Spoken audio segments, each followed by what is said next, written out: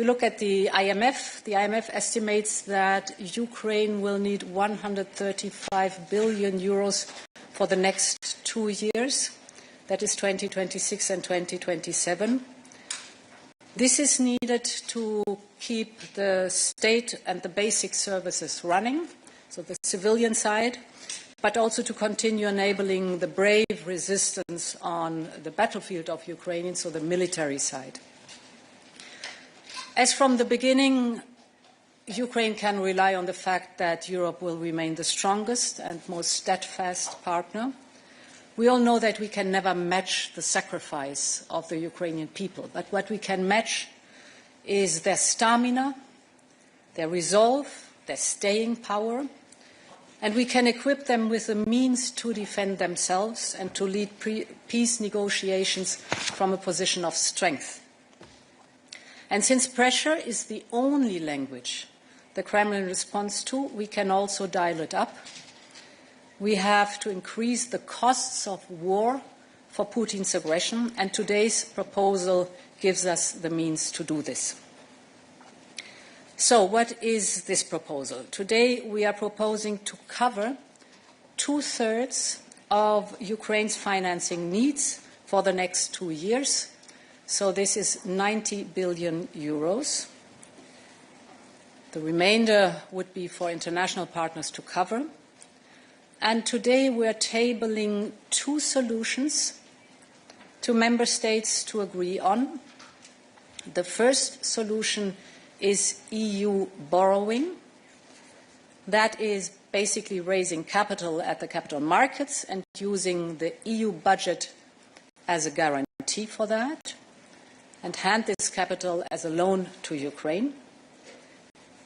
This solution must be established by unanimity. And the second solution that we are proposing today in the legal text is a so-called reparations loan. Here we would use the cash balances from the mobilized Russian assets in the European Union. We propose to cover all financial institutions that have accumulated such cash balances, and these institutions would have to move the cash into the instrument of the reparations loan. So, in other words, we're taking the cash balances, we're providing them to Ukraine as a loan, and Ukraine has to pay back this loan if and when Russia is paying reparations. This solution can be established by qualified majority voting.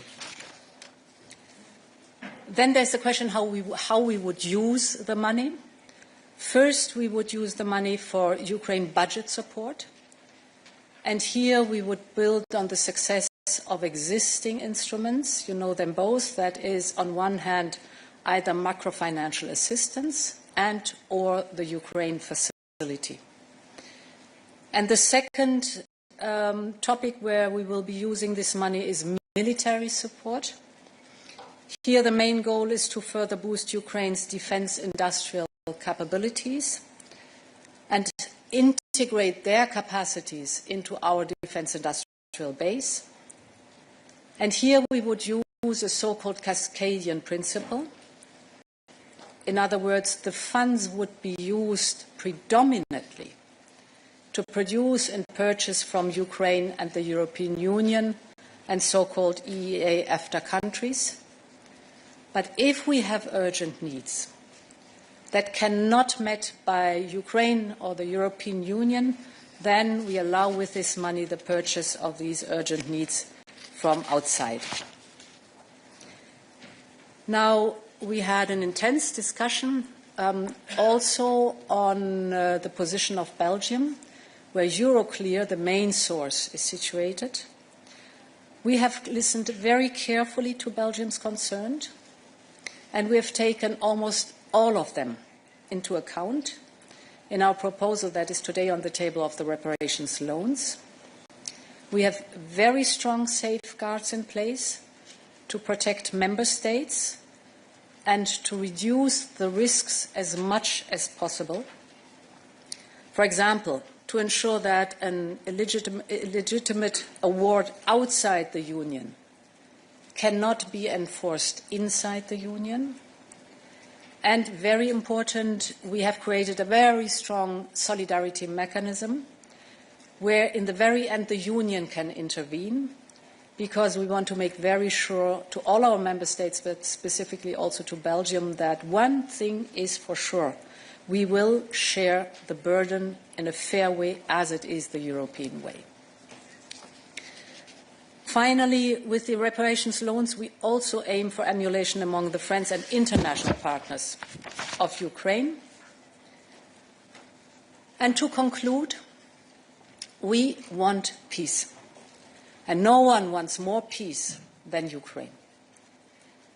Therefore, today we're sending a very strong signal to the Ukrainian people that we are in for the long haul.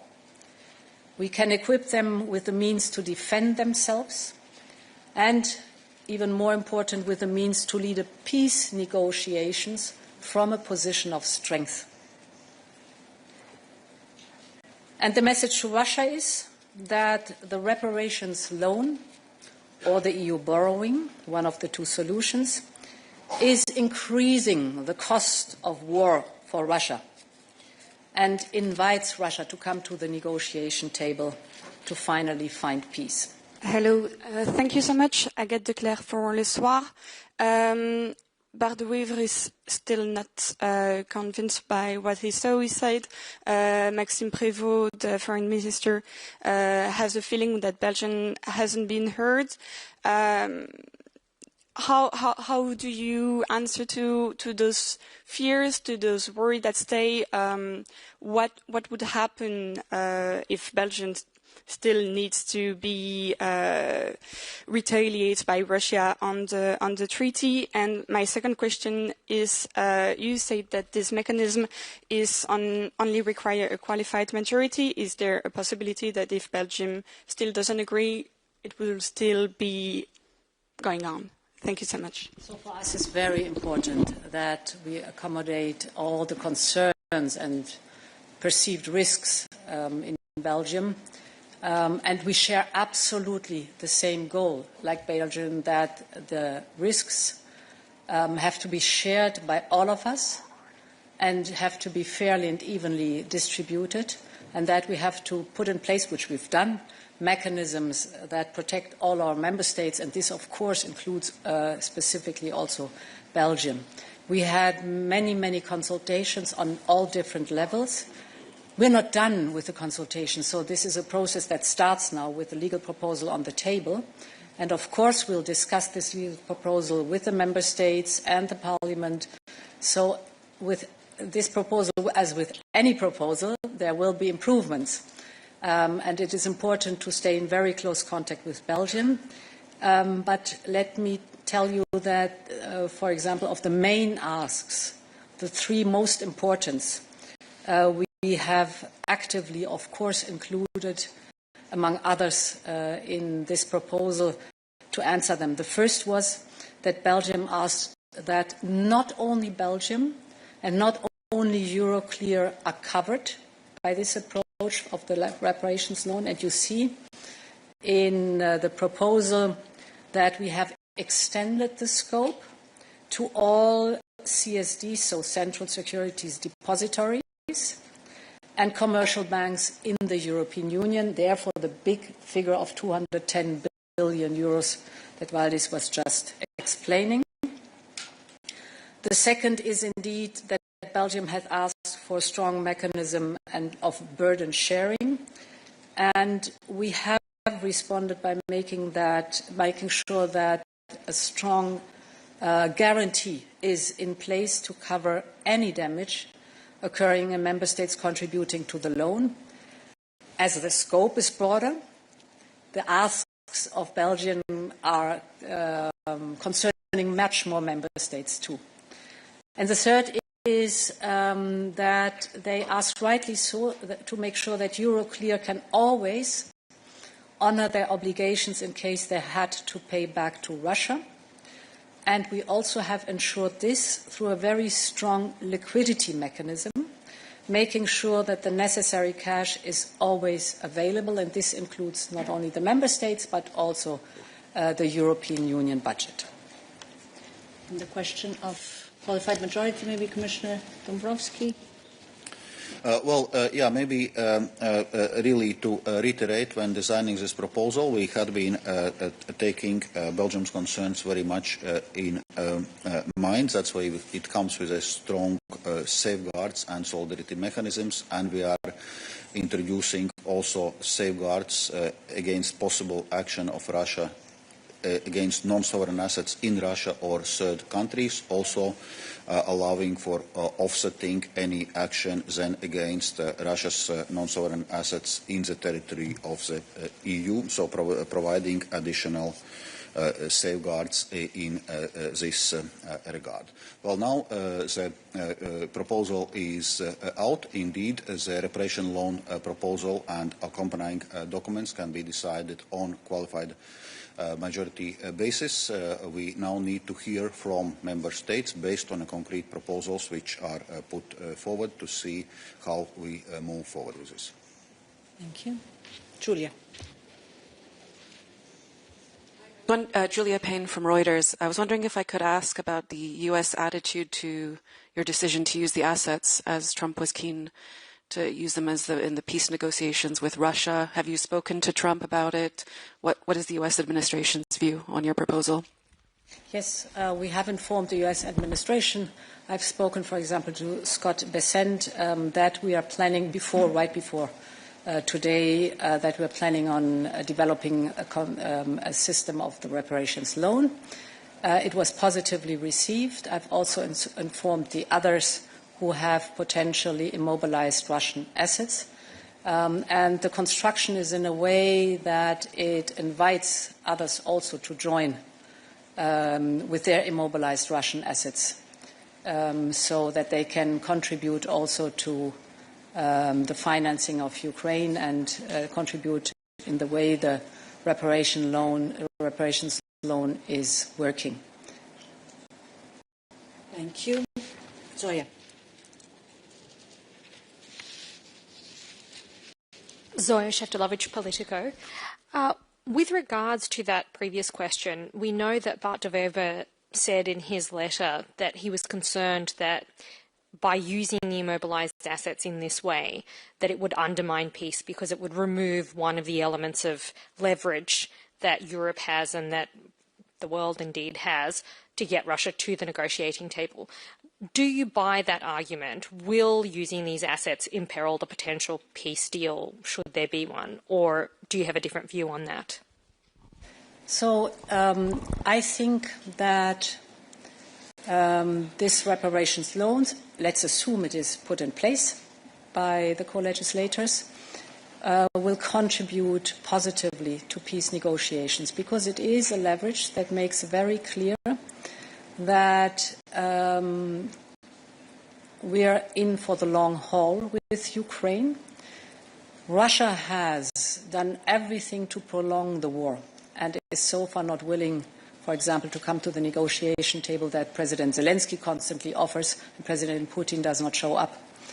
Therefore, it is a very clear message also to Russia that the prolongation of the war on their side comes with a high cost for them.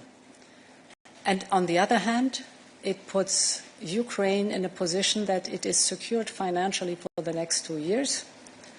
This is the time frame that we're covering, so that they are in a position of strength in these negotiations that are coming up. To be very, very clear, we want peace. And as I said, no one wants more peace than Ukraine, and therefore this is an invitation to the negotiation table. And we have time for a final question. Jorge Valero. Thank you very much. Jorge Valero with Bloomberg.